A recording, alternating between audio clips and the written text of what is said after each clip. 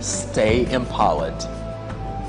From the roar of the crowd to the thunder of victory, witness the drama unfold with our sports updates. Whether on the field or in the stands, join us as we celebrate the spirit of champions. Rise with Good Morning Uganda, weekdays from 6:30 a.m.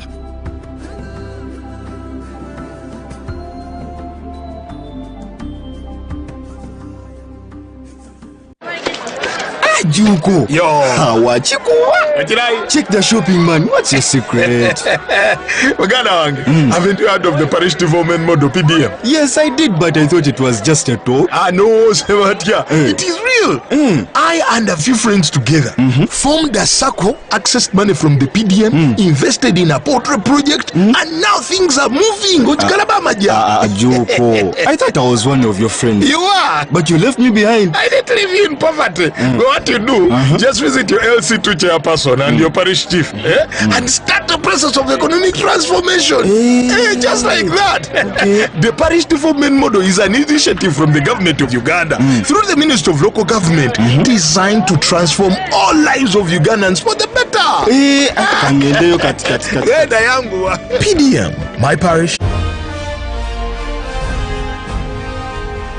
Live from UBC Studios in Kampala. This is Good Morning Uganda Extra.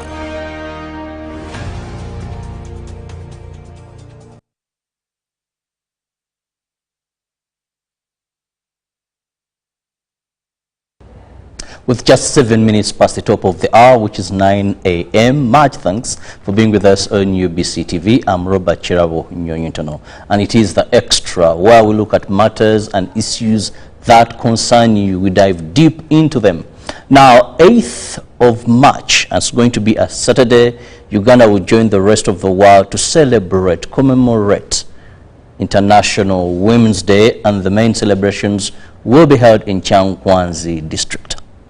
But as women, activists, the country Uganda as well, and globally, we are focusing at accelerating action for gender equality. Now, this is also the theme for this year's celebration.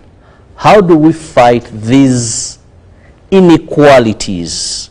How do we provide an equal platform in all aspects for either a man or a woman, a boy or a girl, to live to the fullness of their potential? That a woman has the opportunity to study as a boy child. Now it will depend on her abilities to grasp. This is where the world is looking at. How do we level the ground that a woman can excel in business, because there are favorable conditions for that woman to excel in business as they are for the man? Not saying men and women are equal, because now I know some people in the audience, I want to raise that. Not saying that men and women are equal, but how do we remove these things that are failing a woman, are failing a girl child to achieve? How do we support her to overcome them? Then it is a leveled ground for everybody to live to their full potential. But I'm not the expert at this. We all know we have a fully fledged ministry, that is the Ministry of Gender, Labor and Social Development. Now I have guests this morning, and I have Haji Idi Mubarak Mayanja, who is the Principal Women in Development Officer at the Ministry of Gender, Labor and Social Development. You're most welcome. Thank you, our host. As the host has introduced me, my name is Haji Idi Mubarak Mayanja. I serve as a Principal Women Development Officer in the Ministry of Gender, Labor and Social Development. I want to thank you for granting us this opportunity to talk to Ugandans. Good morning, Ugandans. And at my extreme end, I have a common face. That is Joshua Chalimpa, who is the Senior Communications Officer of the Ministry of Gender, Labor and Social Development. You're most welcome, Joshua. Thank you, Comrade Chirabo, for according us this opportunity. It's always a pleasure to be here to talk to Ugandans about the issues that matter, so that we all move together as a nation. Now, Joshua, I must start with what seems obvious but may not be obvious. When we talk about Ministry of Gender, Labor and Social Development, our viewer may want to understand, because we have quite a number of these ministries, what is your core mandate as this ministry? Well, thank you very much. As the name sounds, the Ministry of Gender is quite broad. We call it the People's Ministry because it talks to the issues of a person from the young age, because we also have a minister for children. We also have a minister for youth. We have a minister for women, addressing issues of women. We also have the mandate for older persons. We also have the mandate for people living with disabilities. So basically the ministry mandate looks at addressing issues, vulnerable populations, and empowering them. That's the core of the ministry. So we're looking at all those aspects. Now, this brings me to Mayanja. Now, when we talk about women, which are exactly under your docket here, more so being in charge of women in development, officer, we've had the women movement in Uganda for quite some time. And you hear on such celebrations, many women will allude to the fact that His Excellency has been a pioneer of promoting women rights, economic empowerment. Many will tell you, Mzee Yatuje Manju, I don't know what that means, but showing that it is this. Now, as we go to celebrate this Women's Day on the 8th of March, one thing that I want us to put first, if you look at a woman in Uganda, how would you define her, an average woman in Uganda? First of all, through practice, but also with the existing statistics, which one cannot dispute, is that Uganda, its population, the majority are women. The recent census results revealed that Ugandan's population consists about 51.7%, and when you round off, that is almost 52%. Now, economists would argue that it makes economic sense, or it doesn't make economic sense for you to render a biggest population in the country to be redundant or to be consumptive. Now, when you look, you dive still in the census results, there's been segment of the population in terms, but specifically when you look at the women's population in terms of segment, the women who are living in the rural areas, the women who are in urban centers, women who are in gainful employment, or women who are into casual work, or women who are into informal sector, who are driving the agenda of this country in terms of economic growth. Now, what I can't speak to authoritatively is what is that percentage of women who are living in the rural areas.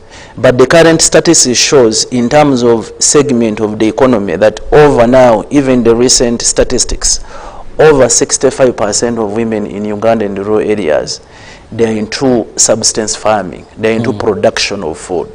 So when we sit here in these studios, I'm sure that when you came here, you first had a very heavy breakfast.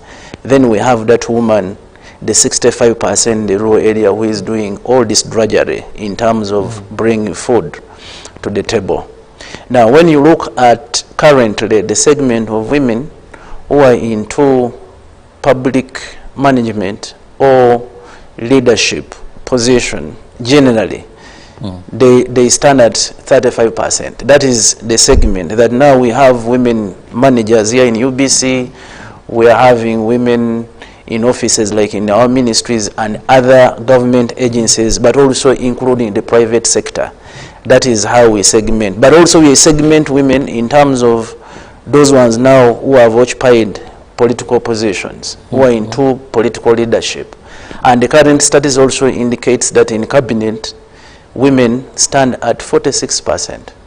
In the parliament, they stand at 35%. So this gives us hope that the agenda that we started a long time ago, and I want to appreciate the current government under the stewardship of His Excellency, the President, General Kaguta Museveni, that when you look at the 10 points program, but also he has been also saying that before even coming into power, he started this in the bush to establish governance structures that had women into leadership. So we came this when you see when NRCs started, CEA came in, there was when they were constituting the CEA, there was that affirmative action that women should come and be part of the constitution making process of the country, which later ushered in the 1995 constitution. And of course the 1995 constitution, we want to appreciate that the framers of that constitution under this government, they thought this long time ago. When you look at the international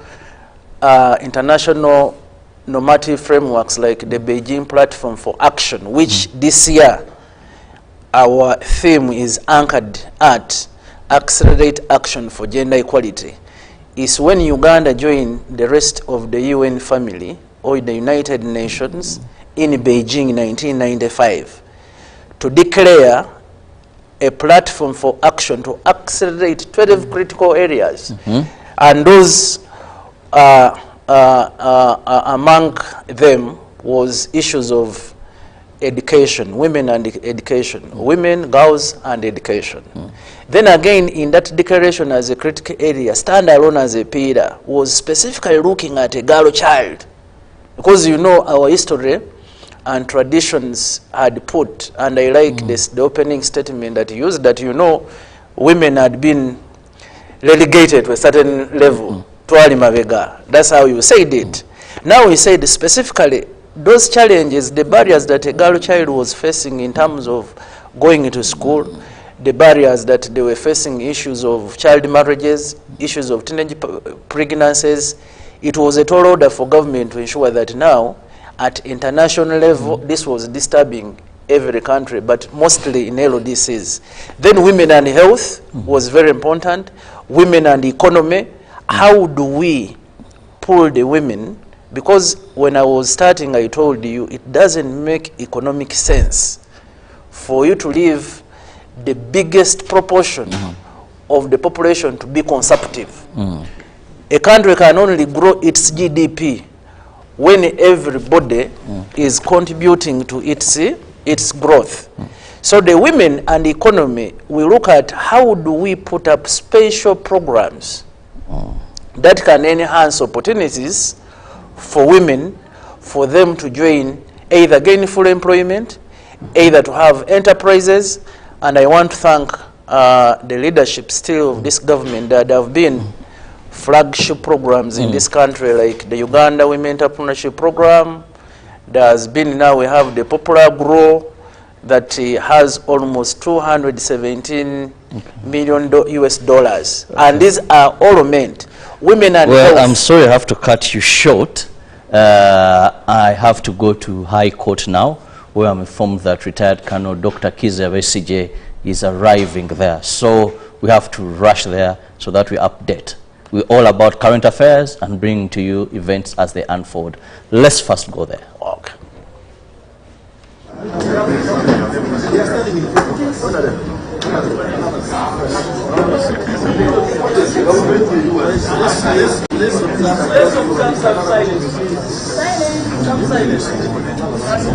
Silence.